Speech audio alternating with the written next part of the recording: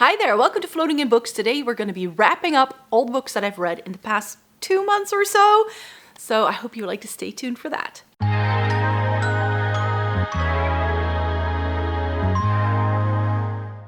Thank you so very much for joining me today. This video is going to be a reading wrap up of all the books I've either listened to or read as a physical copy in the months of like March and April.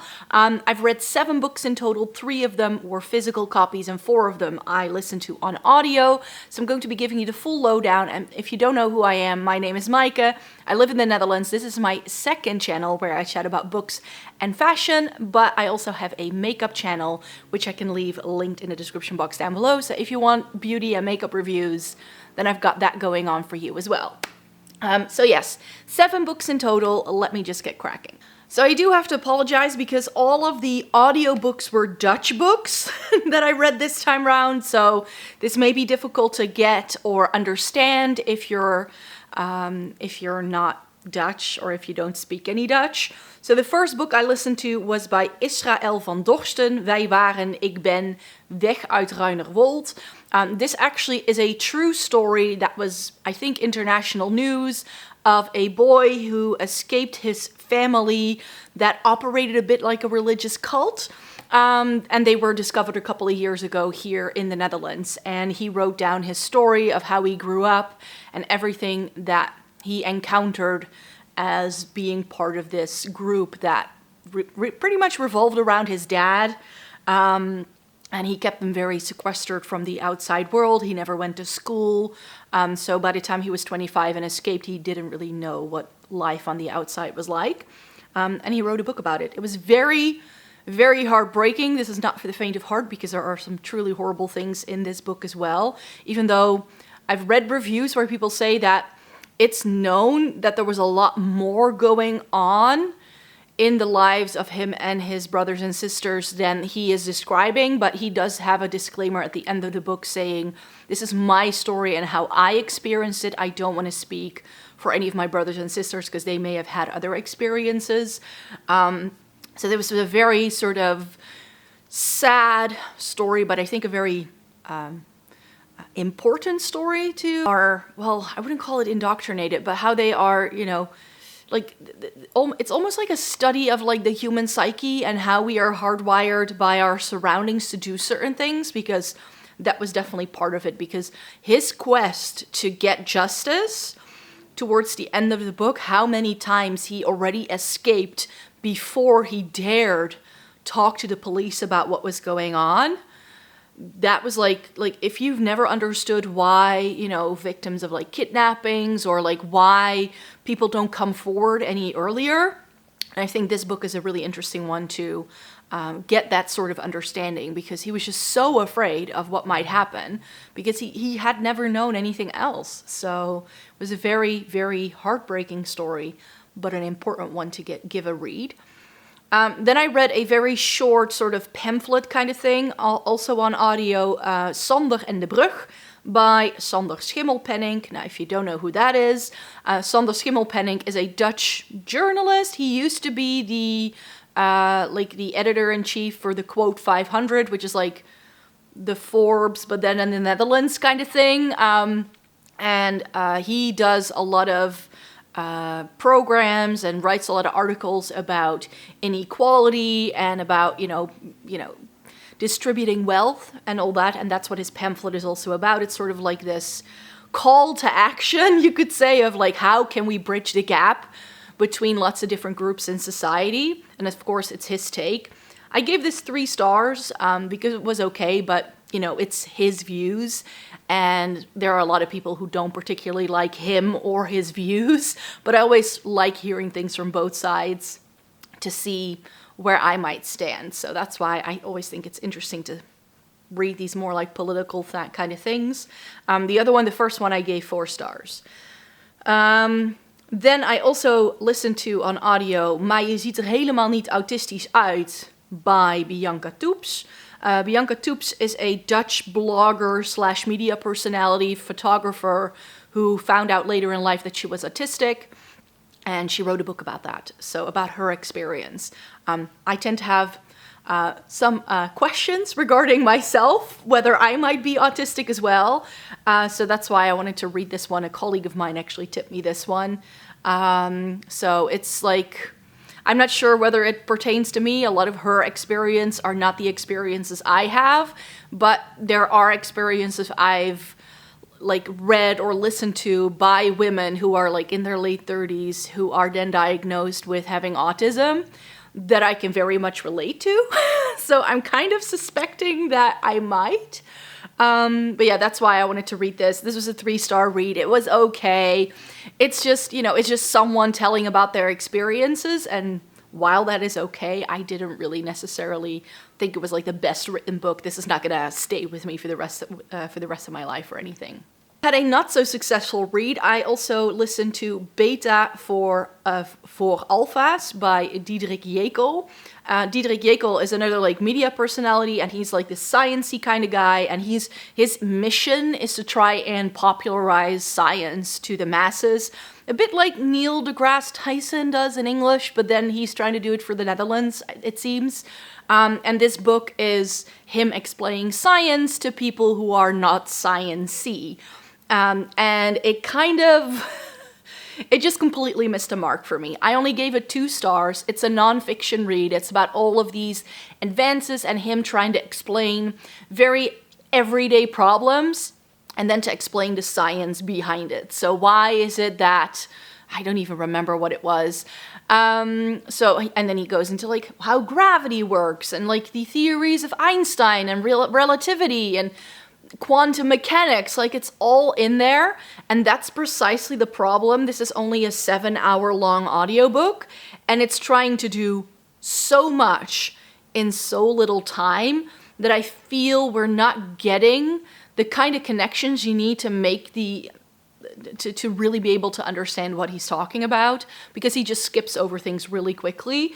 The book is filled with all of these like science-y jargon kind of things that I kind of know, but the fact that this book is marketed as like making science understandable for the masses and then it's super duper science-y, I feel like kind of misses the mark.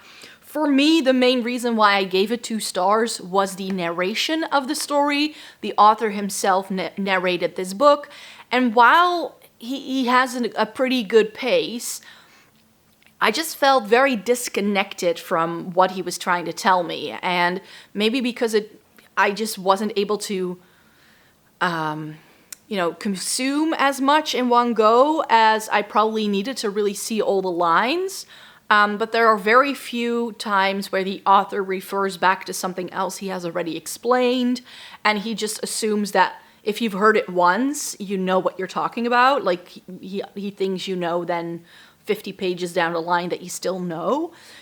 So the chapters went on a little bit too long. It got into, I wouldn't say too much detail, because there is a certain level of detail that is needed, but I felt that it very much missed the mark on so many levels, and it's fusing together insights from mathematics and physics and chemistry, and it's throwing everything on a really big pile, after which you're like, but what were we talking about again? So I think that the way the book was organized was the main reason why I didn't enjoy it so much. I mean, it wasn't difficult to understand or anything. It was just the way it was written down and told made it difficult to understand, if that makes sense. So the reason why I gave this 2 stars was just because I just didn't end up enjoying myself. Like the first couple of chapters were okay, but then the book became very repetitive in what it did, and I just was like, no. That's not for me. That's not for me. Yeah, those were the audiobooks that I listened to. As I mentioned, these are all the audiobooks I listened to, and they were all in Dutch. So let me get to the physical copies, and those are all in English. So the first book I completed is Uprooted by Naomi Novik. And I finally read this after so many of you had been recommending this to me, saying how much I might like it. I didn't like this. I still gave it 3 stars. Because I did like some of it, but there were a lot of aspects about this that I'm like, why is this so hyped up? I really didn't get it. So the only thing I knew about this book going into it was that it was about a dragon who lives in a tower in this woody area, and who then selects a girl every 10 years or so, I believe, to come live with him in the tower. That's all I knew. Turns out that he doesn't just only select a girl to come live with him in the tower. The girls are released every 10 years, and nobody really knows what happens to them afterwards because they all tend to move away. Our main character is part of the pool of girls who know that they're of the right age to be selected from, and her best friend has always been the girl that has sort of been groomed to become part of this whole scheme because she's like the perfect match. But then on the day that the selection happens, our main character is selected. And this like puts everybody up in a who. She has never really been able to figure out like why me, because I'm super clumsy and things are just not going right. And then the story just went into a direction that I just really didn't like. It was very tropey. It was very vague. Like I didn't get from the story what I wanted to get out of it. It turns out that this mysterious wood is the main character of the story, which is something that nobody has ever told me about.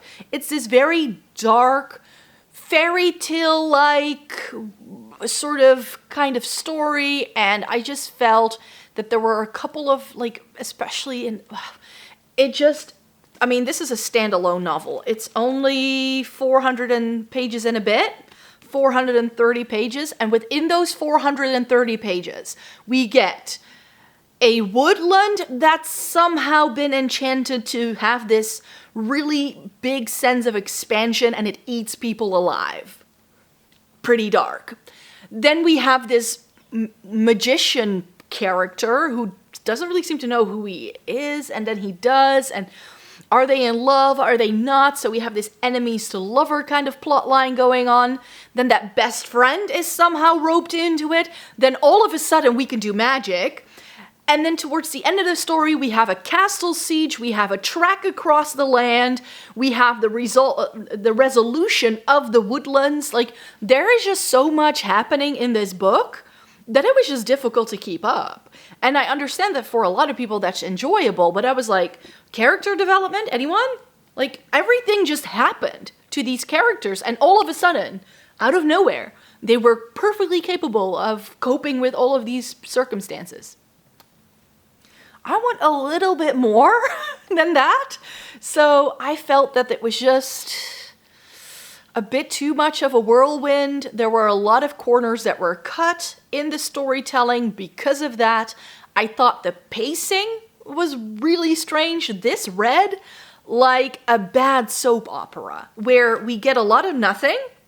Like, I really had this issue with Vampire Diaries when that was on TV. Like, every single time the entire episode would drag on, and then in the last 5 minutes, something would happen that made you want to watch the next episode. And this book read like this. Every chapter, it was like going on and meandering, and we got all of these like, and then the thing that mattered most was going on in like 3 pages, and then we were done. I was like... So this was exhausting to read. I just didn't really understand the hype as I was reading it, and I just didn't enjoy it, to be quite fair. I enjoyed it enough for 3 stars. I can see why people like it, but I just felt that this wasn't delivering what I want from a book. It just doesn't. But the most controversial one, perhaps, I finally finished Hero of Ages by Brandon Sanderson. And this is the reason why I didn't do a wrap-up in April, because I was still stuck in this guy. This is a behemoth of a book. It's 700 pages and a bit, 750-ish. And it has, my edition has pretty small typeset as well. So there is a lot of text on the page. And I was hoping that this was going to be better than book 2. So I loved book 1, The Mistborn, what's it called? The Final Empire. The second one, Well of Ascension. I was waiting for a quest, which never happened. And I felt it was a lot of characters just standing around talking and doing nothing.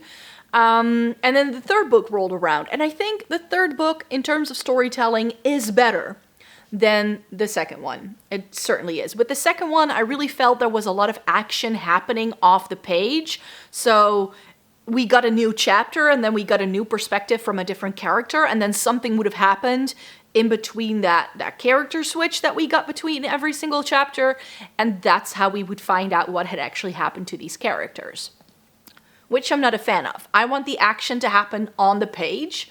That is essential, and this book didn't redeem that. There was a lot more action in this one than there was in the second one, which I did appreciate, but it was a lot of action that was very samey all the time. It was always them being the misborn selves somehow involving an army.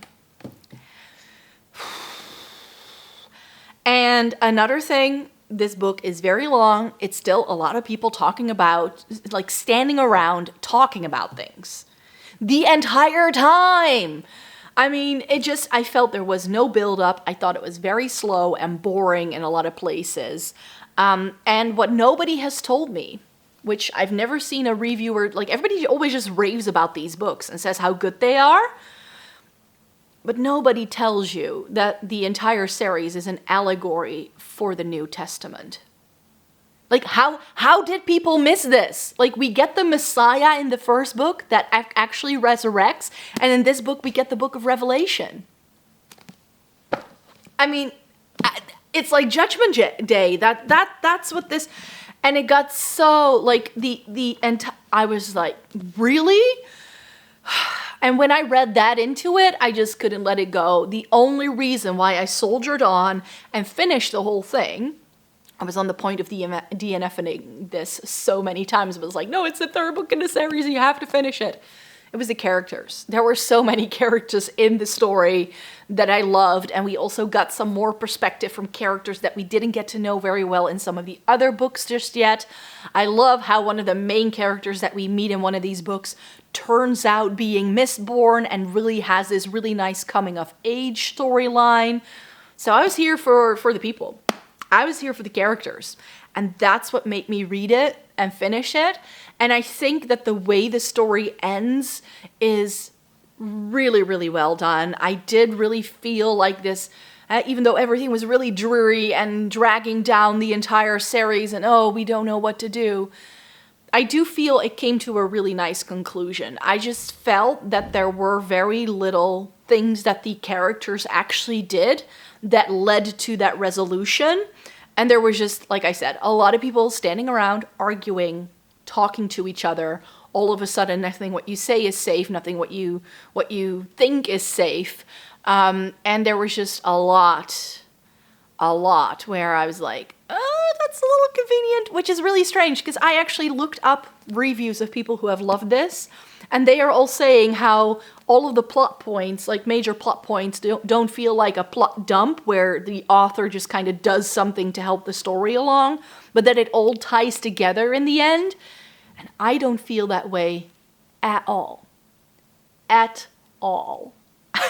I felt there were a lot of things happening again in this one and also in the second one where it's like, why is this happening? Very convenient. Yeah, very convenient. And that's just where in some books I really feel that sometimes can really come together and you can see the overarching idea that the author had with the entire series. I feel it's just not the case here. There was only one plot point where I was like, oh yeah, that's been there the entire time. But then the explanation for that, I just felt was a little too convenient for the storyline to like resolve itself and be going in a different direction. So I felt that was just, for a story this long, I was just too invested in it by this point to really let go of it. But I am now scared to read more Brandon Sanderson because this book series went downhill for me with each consecutive novel. I really liked the first one, but it was very slow paced at first, and then the last 200 pages it was excellent. The second one was just really boring, and this one was good in bits, like in parts it was good, but not all of it. So I just had to give it 2 stars because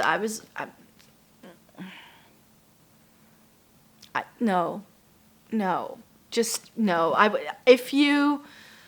Maybe I'm just not an epic fantasy kind of girl. Who knows?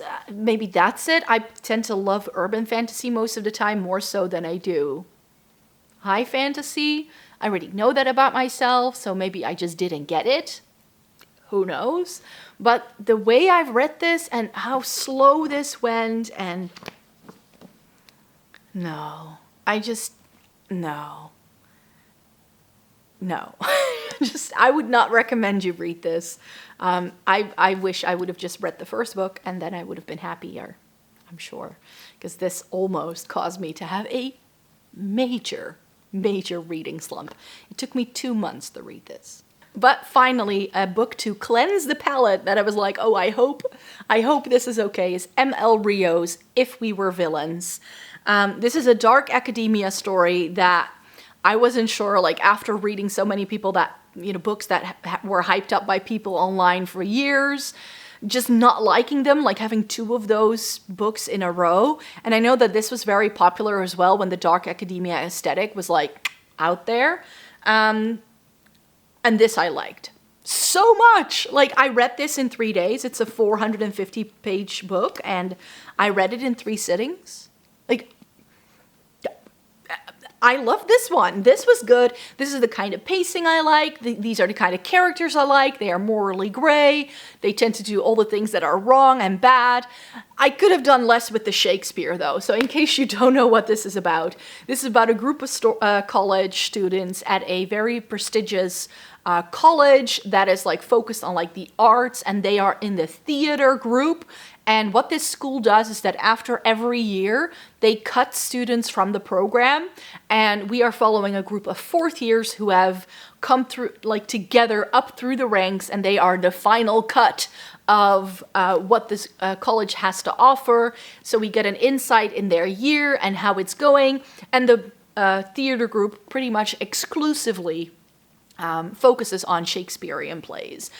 So it's a lot of Shakespeare quotes, which sometimes the main characters in the story, which is the entire group of students here, they converse in Shakespeare lines. So that's something you have to get down with, else you won't like this, because there are like pretty large sections sometimes where, we get a lot from the folios, I'm not gonna lie.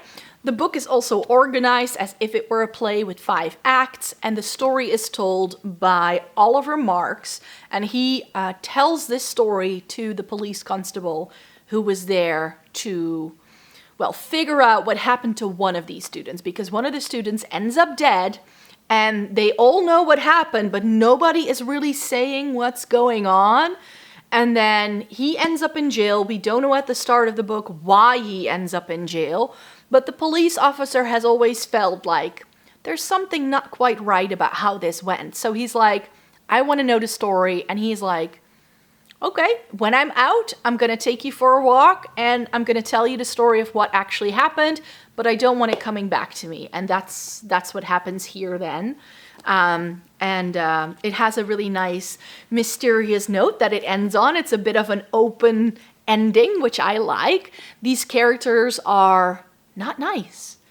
They are pretty much, and that's also one of the points that the book makes, the characters are like living like they are Shakespearean characters in a play. And that's how they interact with each other. Like after a while, they don't even know how to interact as human beings anymore. And that's when things really start going off the rails. It was just a very enjoyable read. I really wanted to go back to this and pick it up again. And I wanted to know what was going to happen to these characters. And with the other 2 books I've just reviewed for you, I just didn't have that feeling. It was like, I would read 50 pages and then I was like, yeah, whatever. So especially with the Hero of Ages, I really had to soldier on towards the end and just sit down and like read 150 pages in one go and just really push through it. And with this, I was just like, oh, I really want to go back to that story. So I'm glad that I haven't lost my touch, that there are good books that I do really like. I ended up giving this 4 stars. 5 stars I only use for books that I feel are life-changing. this wasn't that. So 4 stars for sure. It's a really good read if you like your dark academia stuff. This has all the ingredients, and this is, I think, the first sort of like hyped up dark academia story that I've read that I've enjoyed as much as everybody else has.